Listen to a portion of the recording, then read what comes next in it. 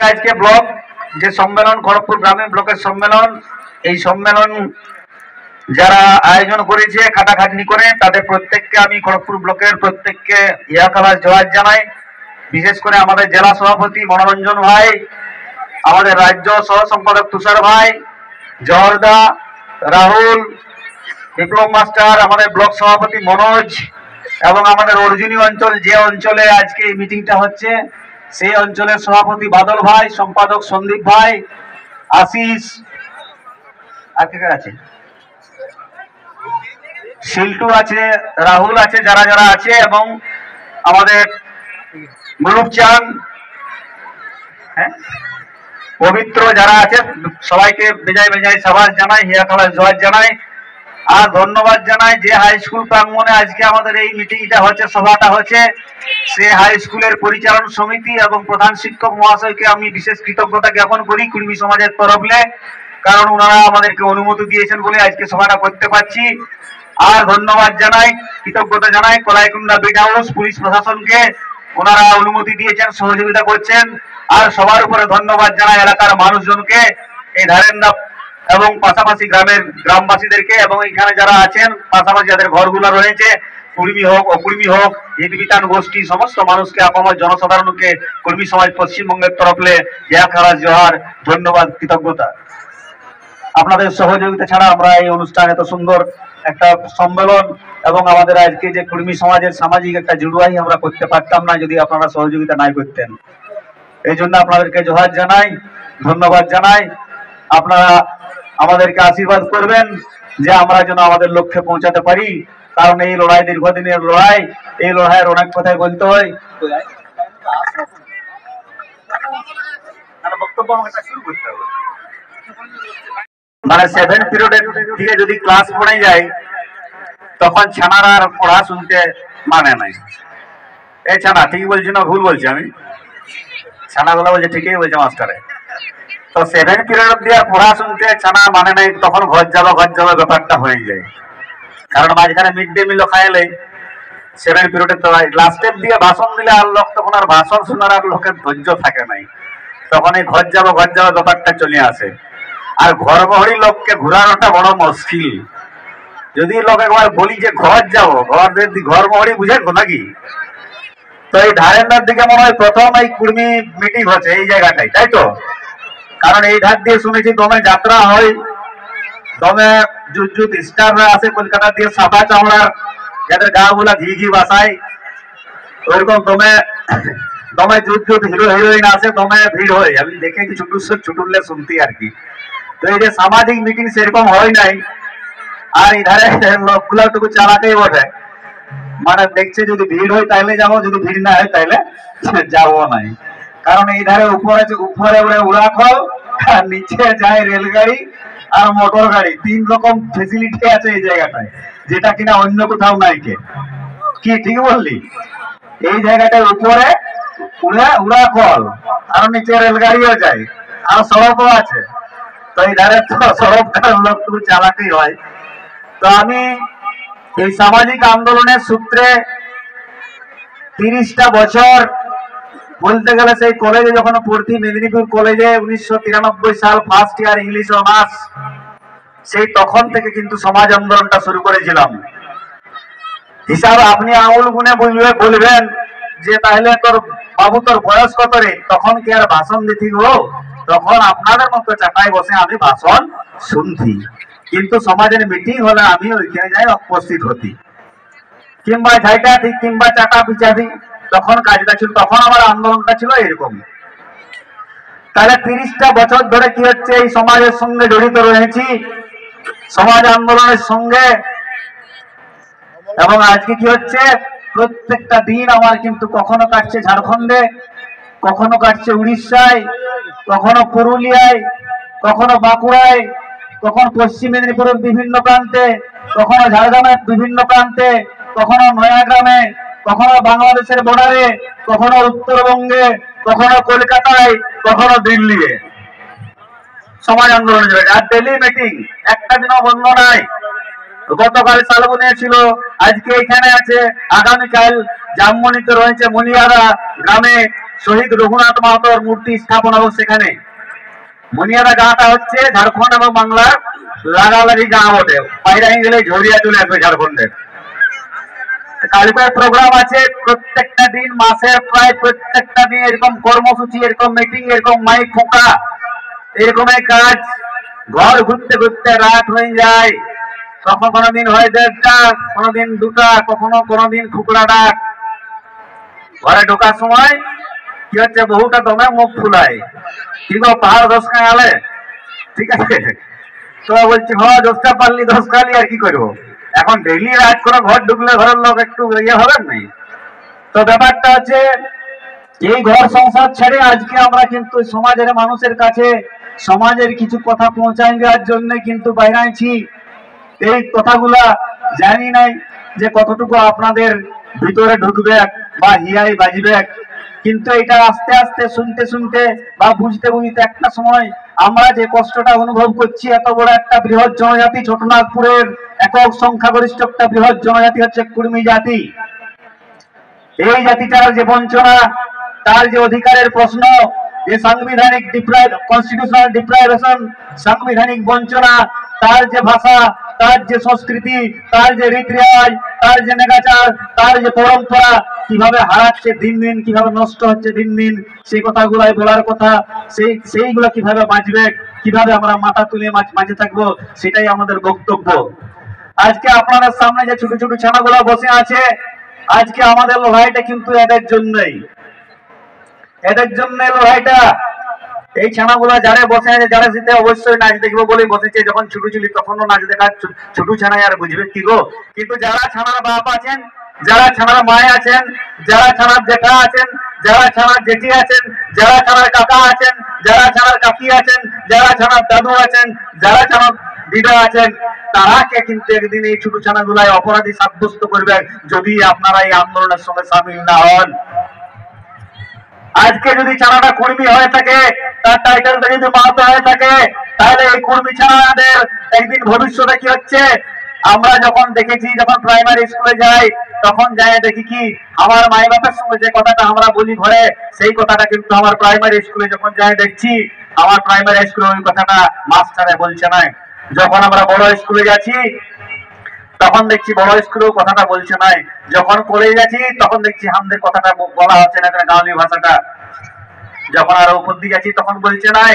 আজকে বেশি দূরের কথা নয়, জায়গায় যখন অফিস আদালত গুলোতে যাওয়া হয়, তখন যদি একটি গাঁওয়ালি ভাষায় কথা বলে, তখন কিন্তু বিভিন্ন পাশাপাশি লোকগুলা এবং অফিসাররাও আপনার দিকে এমন করে তাকাবে যে মনে হবে কি মঙ্গল গ্রহের জীব চলে এলো, কিন্তু হাজির হয়ে গেল একটি গাঁওয়ালি ভাষায় কথা বললে। আপনি সরকারি অফিস গুলোকে যাবেন না, একটু গাঁওয়ালি ভাষায় কথা বলবেন, দেখবেন আপনার দিকে এমন করে ভাববে যে সালা মনে হয় উগ্রপন্থী না মঙ্গল গ্রহের এলিয়েন এসে পড়ে গেল এখানে জব করি। তাইলে আজকে কি হচ্ছে, এই যে ছানাটা যেদিন বড় হয়ে দেখবে যে আমার এত বড় একটা জাত, আমার ভাষা বলে কিছু নাই, আমার মাতৃভাষা বলে কিছু নাই। প্রত্যেকটা পৃথিবীর ইতিহাস ঘাটলে দেখা যায় প্রত্যেকটা জনজাতির নিজস্ব নিজ নিজ ভাষা রয়েছে, মাতৃভাষা। সাঁওতালদের সাঁওতালি রয়েছে, মুন্ডাদের মুন্ডারি রয়েছে, কুর্মীদের কুরমালি রয়েছে, উদাহরণ দিলাম। এবং মাতৃভাষায় শিক্ষা লাভ, মাতৃভাষায় এসে শিক্ষা লাভ করবে, এটা তার অধিকারের মধ্যে পড়ে। মাতৃভাষা মাতৃদুগ্ধ সম, কিন্তু আমার ছানাটা কি মাতৃভাষায় শিক্ষা লাভের সুযোগ পাচ্ছে? পাচ্ছে নাই, পাচ্ছে নাই আমার ছানাটা। আজকে একটা ছানাকে তার মায়ের ছোটর সময় একটা যে কনসেপ্ট, যে ভাষায় কথা বলে, একটা ওয়ার্ড, একটা বিশেষ শব্দ যে চয়ন করে যে বলে, সেই শব্দটাই তার কনসেপ্ট হয় তার মাথায় ঢুকে ছোট ছানাটার। এগুলা একটু ভাবার বিষয় আছে। আমি জাস্ট উদাহরণ দিয়ে বলে দিচ্ছি যে যদি মায়ে বলে ছানাটাকে, ওরে জানো তো হুলকি আয় রে, ওদের ঘরটায় কি তরকারি আছে, হুলকি আয়, তাহলে এই হুলকা কথাটা, এই হুলকা কথাটাই কুরবানি কথা ওঠে। এবং কি হুলকা মানে ব্যাপারটা কেমন দেখা, দেখা আমি ইংরেজির মাস্টার বলি, তাহলে দেখা ইংরেজি ঢের রকম হয়। লুক মানে দেখা হয়, ওয়াচ মানে দেখা হয়, নোটিস মানে দেখা হয়, অবজার্ভ মানে দেখা হয়, পিক মানে দেখা, ঢের রকম দেখা আছে। দেখা ইংরেজি অনেকগুলো আছে, কিন্তু যদি বলি যে হুলকা, হুলকাটা কেমন ইংরেজি, যেটা ট্রান্সলেট করে নেওয়া আছে, তাহলে হুলকে দেখাটা ওই ছানাটাকে ওর মাইকে যে কনসেপ্টটা দিয়েছে, যে ধারণাটা দিয়েছে, যে হুলকে দেখাটা এরকম দেখা, হুলকে দেখাটা কেমন দেখা, এখানে ভুলুক নাই আচল মানে খান্ডাল নাই মানে বুঝাই নাকি, তাহলে ওইটা কর্মী ছানাই ভালোভাবে বুঝতে পারবে। আজকে ডাং ঢের রকম হয়, হয়তো কি হয়, পয়না হয়, ডাং হয়, কি কি হয় আপনার কাছে একটা আছে, ওইটা কি বলে ঠেঙ্গা। তাহলে আমরা মায় বাবার কাছে যেগুলা আমরা শুনছি সেইগুলা ছোট সময় আমরা আমাদের যখন আমাদের ভাষা শেখানো হয়, তাহলে প্রথম আমরা জ্ঞানটা ভাষার পৃথিবীতে আসে জন্মাবার পরে জ্ঞানটা আমাদের কার কাছ থেকে হয়? মায় বাবার কাছ থেকে হয়। কিন্তু আমি যেগুলা শিখলি সেইগুলা কিন্তু আমি যখন শিক্ষা লাভ করতে গেছি তখন কিন্তু তার সঙ্গে কোনো ঘাত নাই। তাহলে আমাদের কুর্মী সমাজ পশ্চিমবঙ্গ এবং যারা আন্দোলন করছি, আমাদের দাবি রয়েছে যে কুড়মালি ভাষাকে সংবিধানের ৮ম তফসিলে অন্তর্ভুক্ত করতে হবে। দাবিকে ন্যায্য কি অন্যায্য বলুন, যে প্রত্যেকটা ছাড়া তার মাতৃভাষায় শিক্ষা লাভ করবে, তার মাতৃভাষায় পঠন পাঠন হবে, কুড়মালি ভাষায় স্কুল হবে, কুড়মালি ভাষা পঠন পাঠন হবে। আজকে ইউনিভার্সিটিতে কি হচ্ছে, ঝাড়খণ্ড ইউনিভার্সিটি হয়েছে, কুড়মালি ভাষায় পঠন পাঠন চালু হয়েছে। কিভাবে হয়েছে, কি হয়েছে না হয়েছে? কুড়মালিতে স্কুল হলে কারা মাস্টারি করবে? কুর্মী ছানাগুলো মাস্টারি করবে তো যারা কুড়মালি ভাষাটা জানে। তাহলে আমরা দাবিটা খারাপ আছে। আর কি আমরা বলেছি যে কোড সহ সারনা ধর্মের স্বীকৃতি, কোড সহ সারনা ধর্মের স্বীকৃতি দেখাবো। ভারতবর্ষ ধর্ম নিরপেক্ষ রাষ্ট্র, এইখানে যে যার মতো করে সেটা ধর্ম পালন করতে পারবে, এটাই কথা। তাহলে আমার ধর্ম কি, আমার ধর্মাচরণ কি? আজকে 12 মাসে 13 পার্বণ। যারা কুর্মী আছেন, যারা হিতমিতান গোষ্ঠী আছেন, আমি তাদের উদ্দেশ্যে বলি, আজকে আমাদের বছর শুরু হয় কবে? ঠেঙা নিয়ে বসে আছেন, মুরব্বীকে প্রশ্নটা করলাম, নাহলে আমাকে ঠেঙা দিবার ভুল করলে আমরা ছানাঙ্গা বাড়ি, তো আমি আপনার কাছে মার খাই ঘর যাবো যদি পেনা কথা বলি তো। তাহলে আমাদের আখান যাত্রা, এই যে মকর গেল, আখান যাত্রার দিন আমাদের কুর্মীদের বছর শুরু হয়। ভুল বলছি না ঠিক বলছি? আর আমাদের এখন ছাড়া কি হচ্ছে, হ্যাপি নিউ ইয়ার ডার্লিং, তবে ইংরেজি চলে আসলে 1 জানুয়ারি মোবাইল ভর্তি হয়ে গেলে, মেসেঞ্জার হোয়াটসঅ্যাপ ভর্তি হয়ে গেলে হ্যাপি নিউ ইয়ারে। আর আইখান যাত্রার দিন কাউকে বললো নাই শুভ নববর্ষ, শুভ আইখান যাত্রা, কেউ বলেছিল? বলে নাই। তো তাহলে কুর্মীরা ডুববে তো লোক ডুববে। তাহলে আইখান যাত্রাটা হচ্ছে আমাদের শুভ নববর্ষ।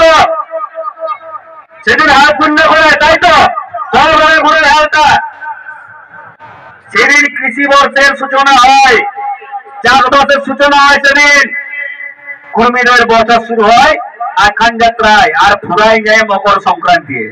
তারা 12 মাসে 13 পার্বণ, পূজা পার্বণ যেগুলো রয়েছে, আমরা যদি প্রত্যেকটাকে ধরি, যেগুলো আমরা করি, যেগুলো আমাদের কি হচ্ছে ঐতিহ্য, যেগুলো আমাদের পরম্পরা, যেগুলো আমরা বছর ভর করে আসছি, 1000 বছর ধরে, আমরা কি করি? আমরা করম করি, আমরা জিতুয়া করি, আমরা সারুল করি, আমরা বড়রা করি, আমরা বাংলা করি, ধরম ঠাকুর, গরম ঠাকুর, এগুলো করি তো, কি করি তো।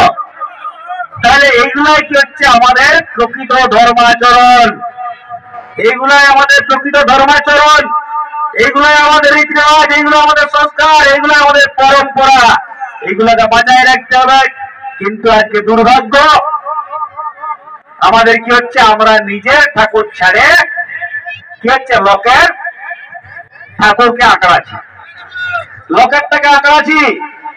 আজকে যে যা করছে করুক, যে দুর্গাপূজা যিনি করছেন উনি করুন, কোন ধর্মের প্রতি বিষোদ্গার করা কখনো সমীচীন নাই। যিনি করছেন উনি করুন, কিন্তু আমি আমারটা কতটুকু করছি সেটা আপনাকে ভাবতে হবে। আমি আমারটা কতটুকু করছি সেটা আপনাকে ভাবতে হবে। আমরা তো দমে প্যান্ডেল খাটাই, দমের লোকের পূজাটা করে দিই। আমাদের যে গড়ইয়াটা হয় কলকাতার রাস্তায়, হাল জুয়ার টাঙে কি গড়ইয়া পূজা হয় গো? কলকাতার লোক করে গড়ইয়া, টুসু পূজা করে কলকাতার লোক। তো তাহলে আজকে আমাদের গুলো যখন লোক করছে না, তো লোকের গুলো আমি কেন করবো? লোক পয়সা দেয় আমাকে, লোক পয়সা দেয়, লোকের ধারি নাকি? হাল জুয়ারি গুলো কলকাতায় টাঙিয়ে নিয়ে পূজা করে নাকি? লোক খেতে দেয়, কলকাতার লোক খেতে বলে কি বেশি করছি এখানে। আর ওদের ঠাকুর গুলাকে আমরা দমে এ বাবা কুড়মি ছাড়া হয়ে গেল সম্পাদক পূজা কমিটি এবং সহসভাপতি রাস্তায় যারা চাঁদা আদায় করতে, আর আমাদের কি হচ্ছে, আমাদের ঠাকুর যখন হবে তখন নাই। আজকে আমরা ভুলে গেছি, তাহলে আমাদের নিজের বলে থাকবে একটা কি ভাই, দুদিন পরে আমার ভাষা থাকবে নাই, আমার সংস্কৃতি থাকবে নাই, আমার ধর্মাচরণ থাকবে নাই, তো নিজের বলে থাকবে একটা কি? এই যে একটা যে বাঁচিয়ে আছে তার পরিচয়টা কি নিয়ে বাঁচাতে হবে? এই ছেলেগুলো বড় হয়ে ইয়ার নিজের বলে কি থাকবে? আমরা কুরবানিতে কথা বলা ভুলে যাচ্ছি, কথা বলছি নাই, লাজায় হচ্ছি, সংখ্যা লাগছে। আরে নিজের যেটা আছে সেটাই আমার অহংকার, লোকের যেটা আছে ওটা নিয়ে অহংকার করা আমার সাজে নাই। তাইলে আজকে আমাকে এগুলো জানতে হবে, বুঝতে হবে। আজকে যে আমরা করম করি, এবং কুর্মীদের, শুধু কুর্মীদের নয়, আদিবাসী যারা আছে, আদিবাসী জনজাতি যারা আমরা আছি ভারতবর্ষের বুকে, আমরা যে সমস্ত ধর্মাচরণ গুলো করি, যে সমস্ত পরোপকার করি, প্রত্যেকটা কিন্তু বিজ্ঞানসম্মত, একটাও কিন্তু মনোবল নয়, প্রত্যেকটা বিজ্ঞানসম্মত। আজকে প্রত্যেকটাকে ব্যাখ্যা করতে গেলে 3-3 ঘন্টা করে লাগবে, তত সময় নেব নাই। আজকে গরম গরম তরফ ডাল গাড়া হয়। আর একটা বিশেষ জিনিস বলি, যে আমাদের কোন পূজায় কোন পার্বণে ব্রাহ্মণ কিন্তু লাগে নাই। আমি ব্রাহ্মণ সমাজের যারা আছেন ওনাদেরকে শ্রদ্ধা করি, অশ্রদ্ধা করা, হেয় করার কোনো আমার মানসিকতা নাই, আমার শিক্ষা দীক্ষা, আমার সংস্কার এই বড় নাই যে কোনো মানুষকে তুমি ছোট করো, হেয় প্রতিপন্ন করো। কিন্তু আমাদের যেটা কি হচ্ছে, আমাদের কারা পূজাটা করে? আমাদের দেহী বা লায়া করে, তাই তো? দেহী বা লায়া করে, এবং আমাদের পূজায় কোনো মন্ত্র নাই। আজকে যেটা আর্যদের যে পূজা পার্বণ, পূজা পাশা গুলো রয়েছে, কি বলে গো, ঠাকুরের কাছে যায় শুধু মাগাই কাজ, ঠাকুরের কাছে ওদের মাগাই কাজ। কি বলে, ধনম দেহি রূপম দেহি যশং দেহি, মানে ঠাকুর আমাকে ধন দে, রূপ দে, যশ দে, মানে আমি বস্তা করে সবকিছু তুই দিতেই থাক ঠাকুর আমাকে। ঠাকুরের কাছে মাগাই কাজ, ঠাকুরের কাছে মাগাই কাজ। আর আমাদের কি কাজ? করম তরবে গাছটায় হাত দিয়ে কি বলে ছাড়া, যারা ভারতী থাকে, যারা উপাস থেকে, ওরা কি বলে, যে আমার করম ভায়েক ধরম। কি বলে, আমার করম ভায়েক ধরম। ঠাকুরের কাছে আমরা কি বলি? হে ঠাকুর, গায়ের লোককে, দেশের লোককে ভালো রাখ। যেমন পৃথিবীর ধরিত্রী যেমন শস্য শ্যামলা হয়, ভালো যেন ফসল হয়, গবাদি পশু, পৃথিবীর কি হচ্ছে, পশু পক্ষী জীবজন্তু যেন ভালো থাকে, রোগ অসুখ যেন না হয়, সবার জীবনে সমৃদ্ধি আসুক, আমরা এইটা চাই। আমরা সবার মঙ্গল কামনা করি, শুধু কুর্মী নয়, যে সমস্ত আদিবাসী আছে প্রত্যেকটা আদিবাসী সবার মঙ্গল কামনা করে।